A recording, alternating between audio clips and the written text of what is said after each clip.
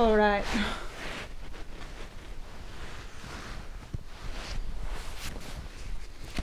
So I think we should just start this.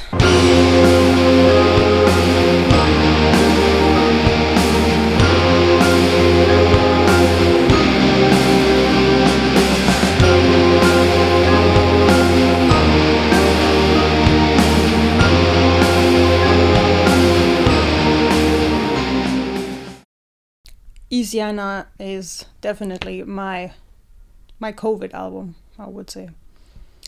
Every one of us experienced COVID, and it's been a ride.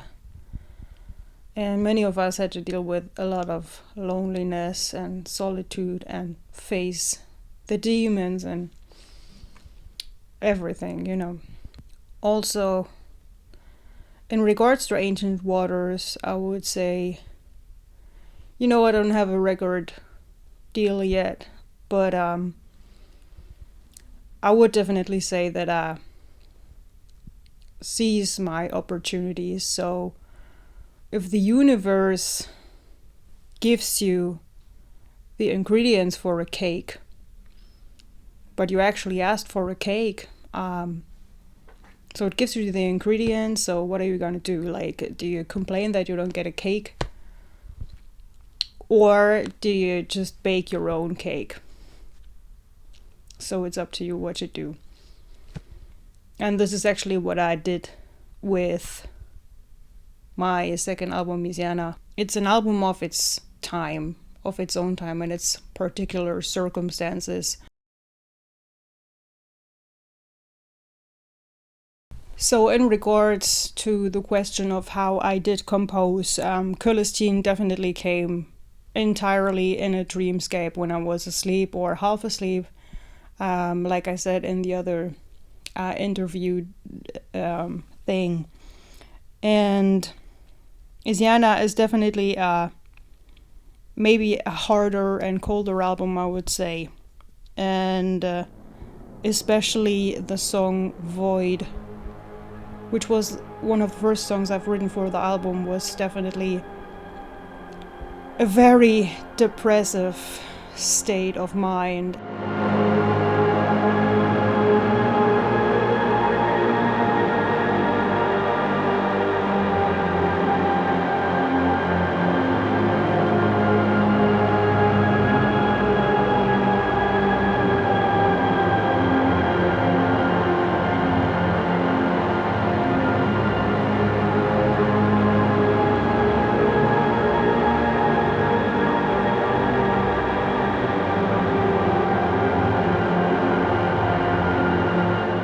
This was a time when I started to play guitar, and while I was practicing guitar, I automatically started to write new songs.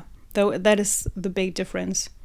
Clandestine came to me in dreams, and Isjerna was sitting down during the COVID time with my guitar. In regards to the production of Isjerna, in my living room, in front of me there was my computer, on the right there was my keyboard, and on the left there was my guitars and my bass. So I got up every morning and I started to play and to compose and to really, it was really like in building an architecture. I'm starting from the ground, from the bases up to, like, adding layers and adding layers. This was a really good and nice process because I'm a Virgo and I seriously love building. It's really my thing. And I would really say that, I'm not a guitar player.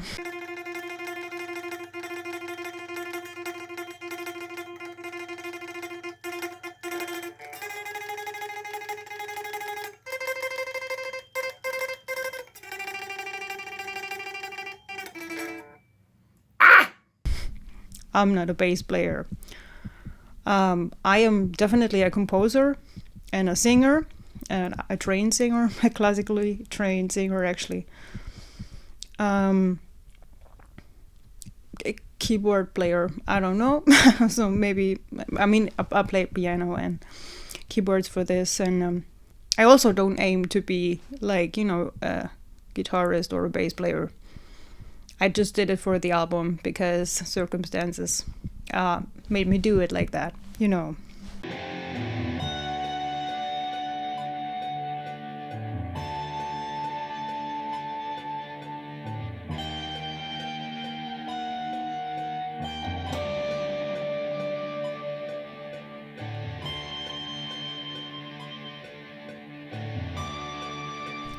I even had to stop occasionally to record the guitar because my fingers would hurt so much. It was incredible. In regards to my recording history, it is probably interesting to say that, I started when I was, a young girl, and I had in the 90s, that 90s radio. And I was able to record some stuff, and I did that the whole time. And, I didn't only like cover stuff I heard on the radio or something. I really did like, did my baby steps and started to record some melodies that came to my mind. And yeah, that was definitely the stuff that I was into back then, and it didn't change. I'm 32 now, and it's still my thing. So and then I remember I had this €7 microphone back in 2000s, and even back then, like, I started to record some Nightwish tracks and stuff I liked, So I've always been into these kind of things. So for this album, I learned to play all instruments, and I recorded all of them. So, on the other hand, like, like on the first album, Clandestina, I had my former guitar player Phil, who played the guitar, and I would ask him to do the guitar for Isjerna too, but he refused. So, and I was like, okay, then I will do it myself. Okay, why not? So I learned it, I practiced, and I wrote everything at the same time, I am all for honor and knighthood. Yeah! In regards to the drums, like always, I usually have a full track in my head. And also this time I programmed the drums first. So, but I knew this time it had to be better than on Clandestina, because on Clandestina it was only programmed drums. And this time I needed to step up the game. I knew that I wanted to, And I was searching for a solid drummer that I would like to work with, but I also knew that I would like to program the drums in advance, so the drummer would know what I want, and if a part has to be like, more slow or with more double bass and stuff like that.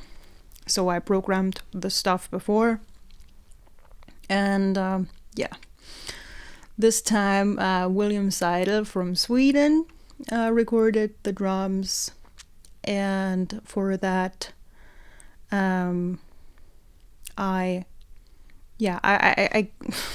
was going to Sweden by train. It was a very long and exhausting journey, but it was such a good time, and we recorded at the Svenska Grammofonstudion, which is, I don't know if it's like legendary, but it's pretty well known, I would say. And I got there because Gordon Raphael, the producer or the former producer of The Strokes introduced me to a female sound engineer, which was Frida. And Frida is such a cute person, really, and we really vibed. And she was like, "Yeah, we can either like record the drums in Berlin, or I can also like ask some musicians I know from Sweden if you want to work with a Swedish drummer." And of course I was like, of course, I mean, I want to have a Swedish musician on the record, and I want to go to Sweden to watch the process and to help. And of course, I mean, it's my record. I want that it sounds like I want it, and not like anyone else would want it to sound like, and that's why it was for me no question that I would go up and to Sweden. But now it's only calm songs left. Huh? Yeah. Now the calmer songs are Now it's only calm songs. Yeah, I think they're calmer mostly. Oh yeah.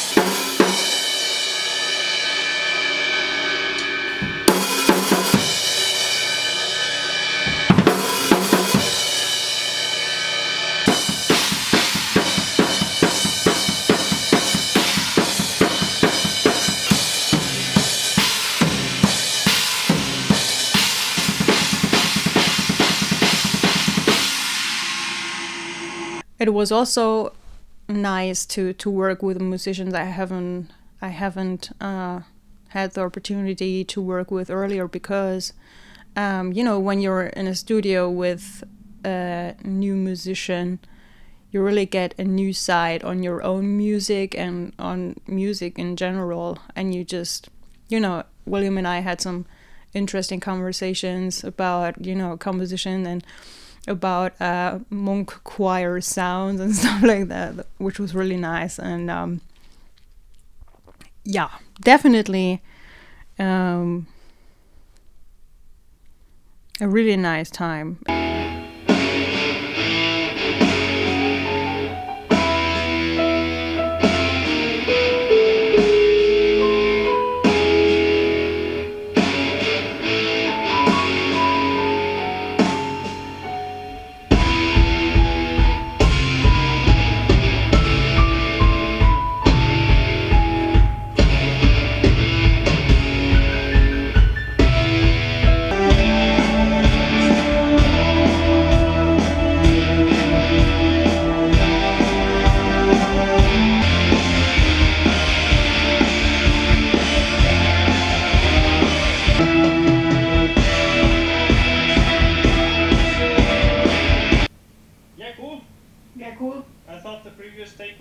Yeah, it was. Maybe I'll leave that one open then. Yeah, do that. But then we at least have this. If we like. That's why we're 3 people who can remind each other of shit. Yeah.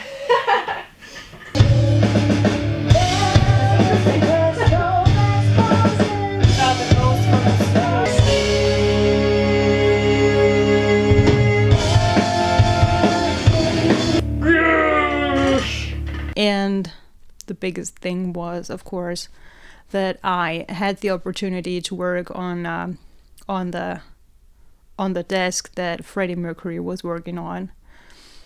I'm a big fan of Freddie's, and I grew up with his music since I was a child. It was actually one. I had 2 major influences when I was really, really, really small, and that was Queen and it was the Beach Boys. And back when I had my my own musical taste, it was also the Backstreet Boys. But yeah, anyways, it was first and foremost it was Queen, and to work there, where on that desk where Freddie was working on, and the desk was in Montreux before, and the owner of Svenska Grammofonstudion just bought it and brought it up there. It's just legendary. I mean, what a story, right? And it was also cool that we had some flickering lights, and Frida was like, oh my god, you see that? Maybe it's some spirits. And I was like, and because I didn't know at that time that Freddie was working on that desk. And then I was like, oh my god, it must have been Freddie's spirit that was like doing the flickering thing with the lights. Oh my god. And I totally freaked out, and I even was crying. I was crying because I was so like, what an opportunity to work. Like, I mean, even his DNA was still on that desk because like the owner of the studio didn't like remove all of the dirt from the desk, so it would still have the 80s, or I don't know, 70s, 80s touch, whatever, and that was really something special. I really have to say that.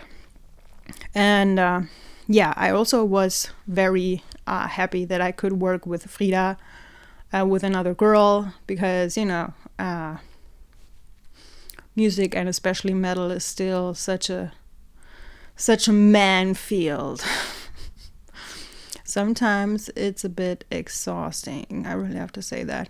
So I was pretty happy that I could work with another girl, and also have like, I don't know, when you work with a girl, it's just another thing. Like, she took care of me, and she, like, sometimes she brought some Swedish buns, and she and some oranges, and she really took care of that I was feeling good. And there were some days I wasn't feeling that well, and she really took care of me, and she hugged me, and this is something that was really nice, because I mean, when you do an album, it's also, and you present it also to other people. I mean, it felt like I was like, my heart was like, I was wearing my heart on my sleeve, and I was just like, presenting my heart to them, like, look, that's me, that's my music, please don't hate it. Or if you hate it, please don't make me cry.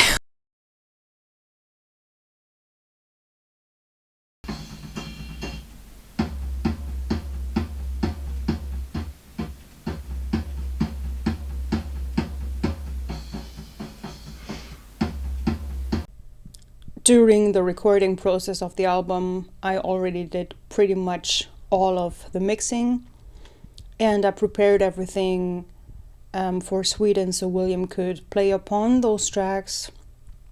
And afterwards, I also did another mixing, which was pretty intense. I really have to say that. And I'm not a professional sound engineer, though Frida thinks I am a sound engineer, because I'm experimenting with sound, and I always have. I hired her to do the final touches, and so we were mixing the final mixing more or less together up in Berlin in the Hansa studios. And she did the mastering, of course, too. And pretty happy how everything turned out.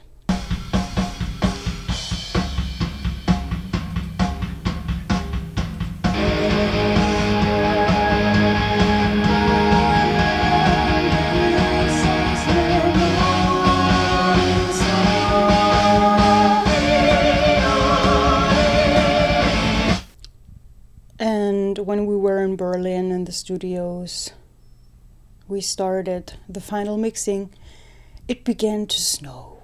So it was the first snow in Germany. And I took it as a sign, because like Isjerna means something like ice iron.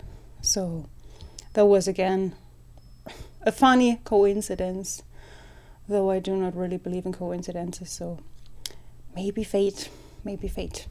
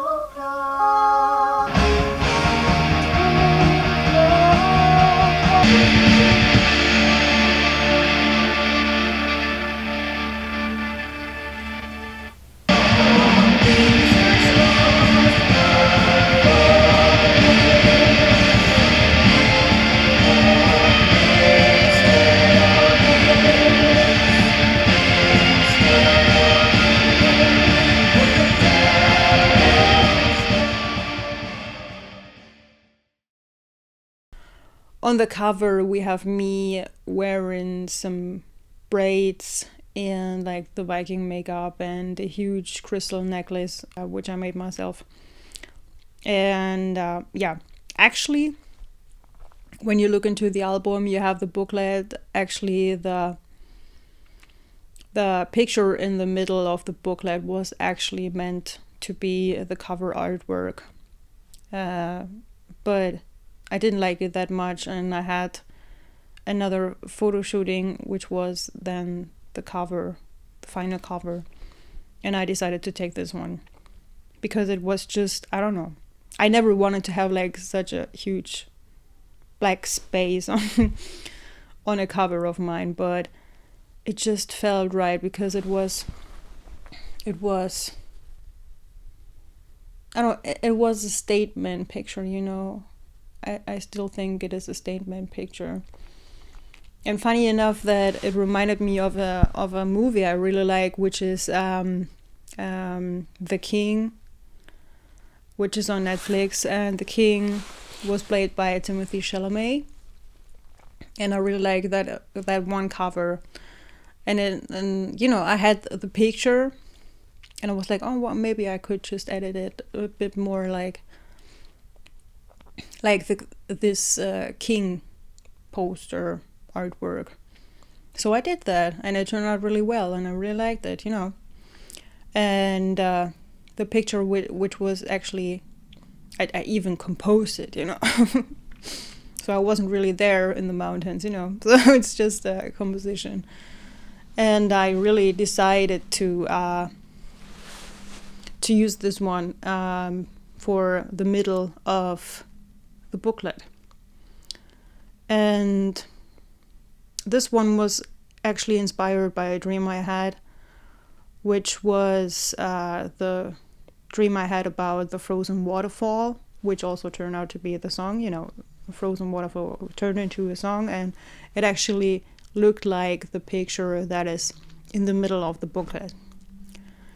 And I think also that the inspiration for this came from there is the White Knight in Princess Fantaghiro, which is, I think, an Italian fairy tale. And in the 90s we had the movies here, and I wouldn't say I was obsessed, but I really liked it, and the knight once told the princess, and the White Knight was also the White Witch, and she was guiding the princess, and the princess also always was a bit untamable and wild and a typical Aquarius, I would say. So she rebelled a lot, and she was a lot alone. And then, but she had, the White Witch, aka the White Knight, who helped her to develop her strength and taught her to fight with a sword and to be wise. And this I don't know, when I was a child, I've been alone a lot, and I felt misunderstood. So I really found some escape in those fairy tales, and I even took the White Knight as a guide, maybe a guide figure, or a figure that would. I was always like, this person would really understand me. Really, that is probably why it was important for me to have this figure, some sort in the artwork of Isjerna. Another thing is that I had, of course, from historic materials, Jurek Bönnesson, the polar bear, and also the Yadis, the witch from Narnia, was also a figure that was very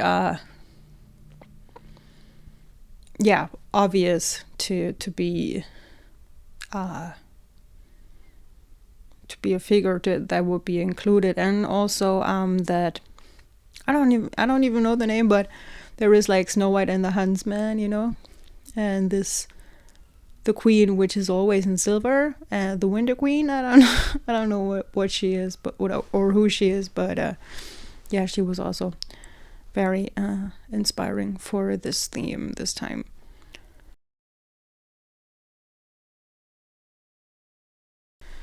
So, like in the last time, I want to do a track by track here for the Clandestine album, and the album is about 55 minutes long and has 10 tracks on it.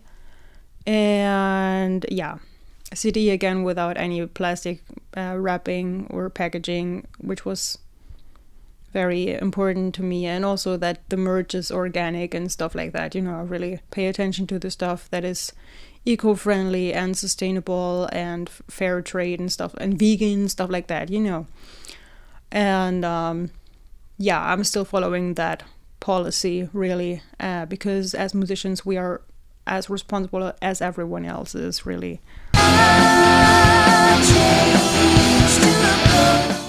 Let's start with the first track, which is Between the Gates.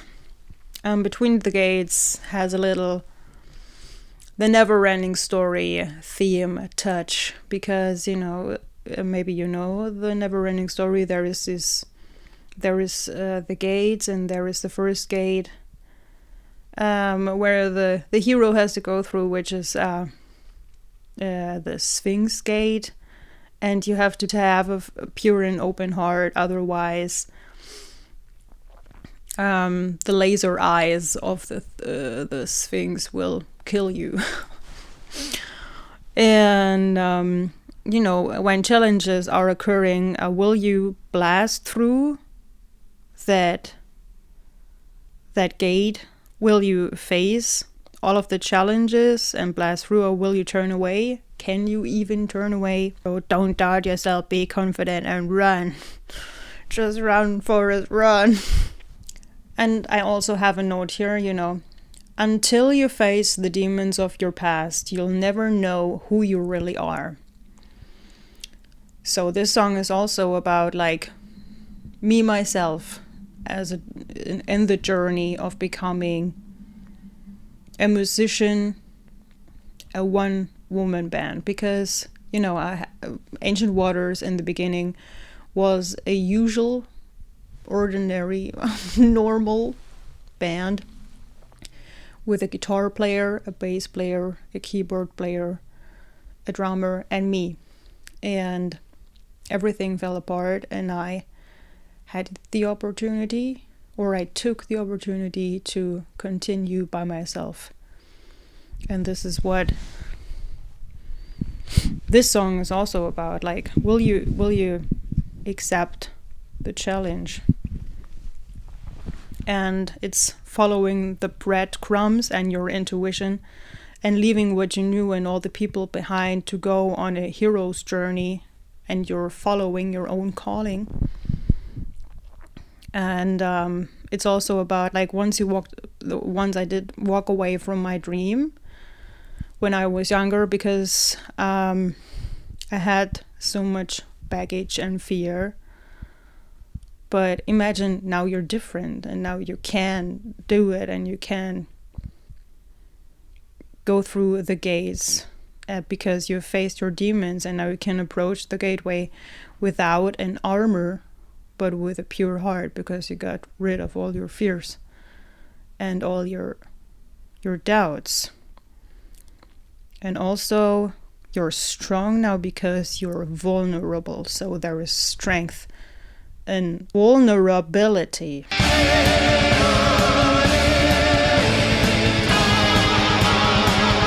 So the second track of the album is Bleika's Ånd, which means Bleika spirit. And this is actually the story of Jorik Börjesson from Historic Materials, the novel by Philip Pullman, and there is also some movies and stuff like that. A movie and a series, I think.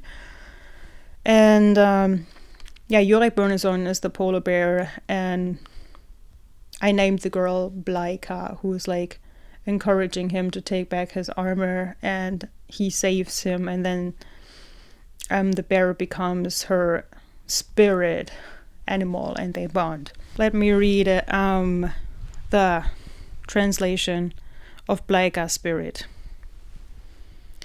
An armor made of sky iron, from the stars it fell.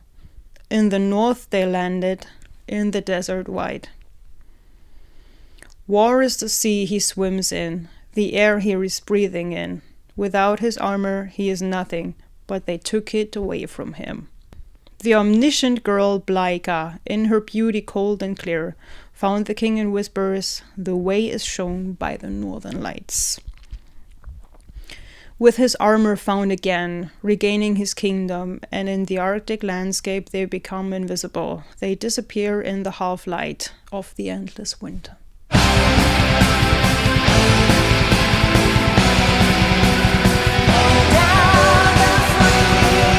The third track also happens to be the first single of the album, which is Holda. And Holda is an old Germanic goddess who is similar to the goddess Freya. And this song is about her wild hunt and her roaming through the skies in the Rauhnächte, which are the 12 nights between Christmas and Epiphany. And also we have harsh winter storms in the North Sea, and back in the days it was truly a live or die thing, you know. And during those storm tides, people were afraid, and so they stayed at home and sacrificed to Holda, sometimes even their children, because the children were the most precious offering you could bring to a god or goddess. And even the child could like travel back to the mother goddess, and they offered them, sacrificed them through water, mostly through a water well which was near the house or in the house. There was even an ancient pond which is called Frau Holleteich, and people threw many offerings into it, and it is said that women who wanted to be with child were bathing in that pond because Holda was also the goddess of fertility. Also later in the Romantic time, she becomes Frau Holle, Mother Hulda. Yeah, and like I said, it's definitely a romanticized picture of the ancient wild goddess Holda.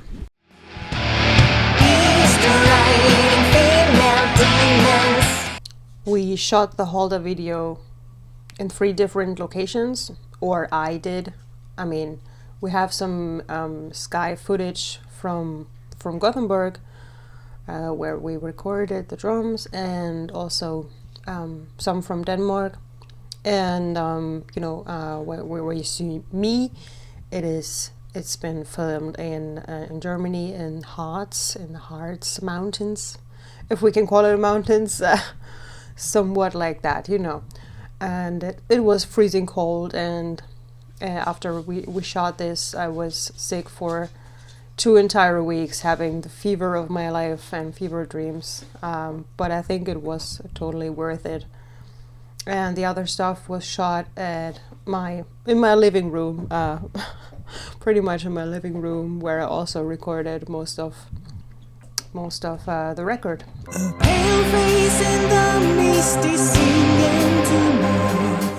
The 4th song is Vineta. Vineta is the German version of Atlantis, definitely.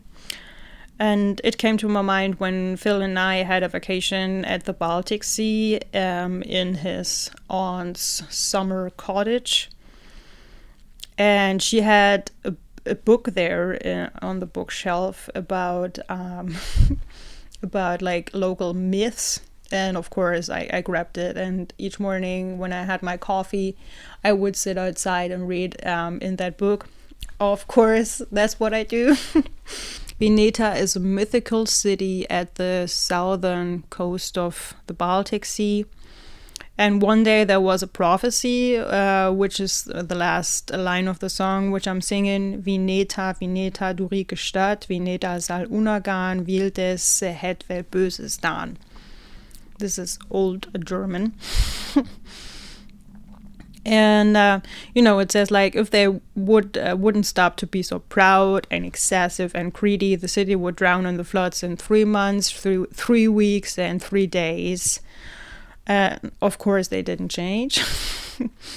And the city, like, with its people drowned, and it was doom. And it is said that sometimes, even now, when the sea is very foggy, you can see the tower of the church and some of the roofs of the houses, and even sometimes you can hear the bell of the church tower. Oh yeah.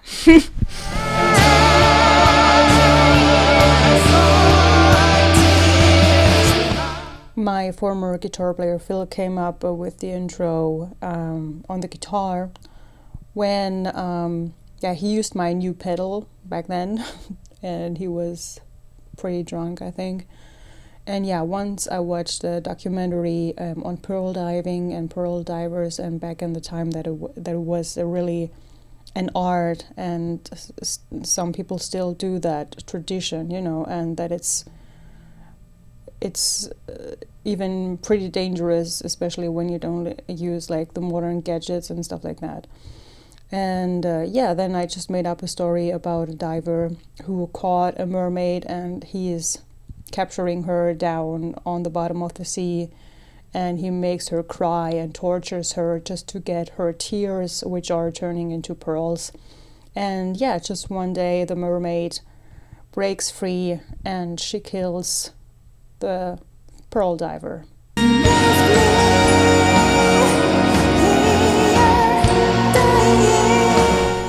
In the Cold was one of the first songs which were written for Isjerna, and it came to my mind after a trauma response. So this was one where I wasn't sitting down with a guitar. This one was one that the melody came to me after a trauma response, like I said, and it came to me when I was still in a blackout, and I was lying on Phil's couch, and then I recorded it with my phone. Once I was left alone in the woods in the winter and the darkness when I was a kid, and it snowed and it was dark, and I thought I would die. And during that one night where I've been to a guy who I liked, he was inviting me to him over just to tell me that it's over.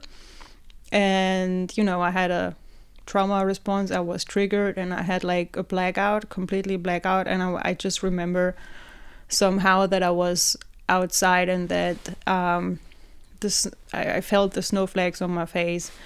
And I don't know how I managed it, but it seems like the adult side of me kind of managed it to WhatsApp Phil and was like, I have a blackout. I don't know who I am or where I am or what's happening. I just feel like dying. And I somehow managed to get to him. Luckily. Because actually, when I have such a trauma response, it's usually that I would just, crawl on the floor or just lie down on the floor and wait to die. That happened too. But this time, I was outside, so I had to act. So I was really lucky that I managed to get to Phil, and that even this song came out during that nice trauma response.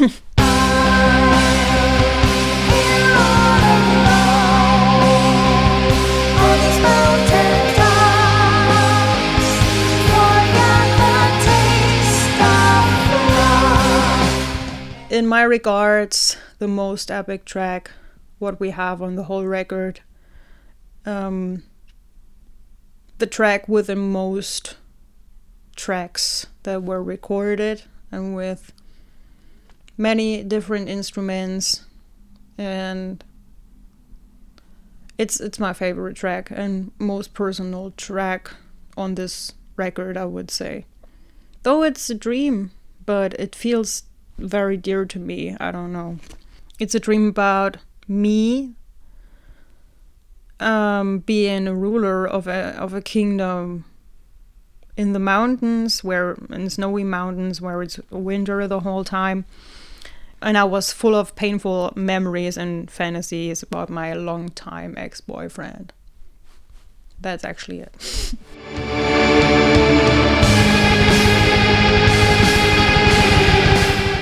Void is the depressive and alone at home song. And, it was written during COVID when, you wouldn't really know what tomorrow would look like.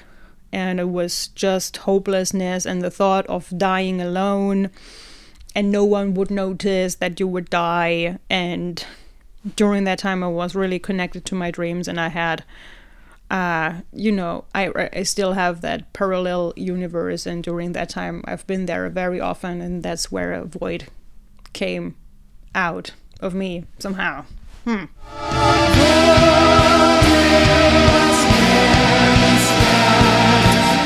Den sista tåa means the last tear. If you know tarot, I would definitely say that this is like the Ten of Swords in tarot. That one is really connected to, in the Cold song, because I wrote it afterwards, and I wrote it after the same experience. Like, there was that guy who was like putting in the 10th sword into my bag, and I felt like dying and that I couldn't move on anymore, you know? 10 of Swords was also like, to me, that I would never let that happen again. So this would be like a circle that would be closed, that this would be the last sword that will put in my bag, and then I'm done. Done. Now my heart is closed. I will never let anyone get close to me again. Right now I'm over that, and I really hope that my heart can open up for another next good person. A good person would be nice, right? Yeah, and also here I want to read the translation into English because it's a Danish song, Danish lyrics. Den sidste tår, like I said, it's the last tear. Injuries from 9 swords, parasites in my heart. From what my shell was made of was layered around it. Betrayed and abandoned. How precious the treasure of pain, broken light from a luster, growing inside of me for years, my way. Sitting in white by a lake, watched by a knight in silver, every movement he studies to wrest the most precious thing from her. And after some time you win my trust, and in one night I take off my armor, and my flesh becomes a pearl so white that you're stealing from me. Tragic.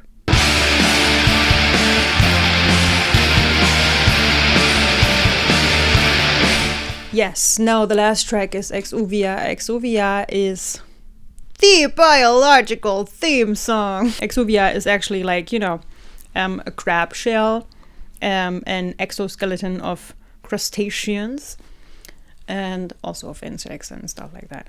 And in general, you can say that Exuvia is a song about a process of getting a new skin, a new armor, like a phoenix from the ashes theme, and you get rid of the old to get the new and the better.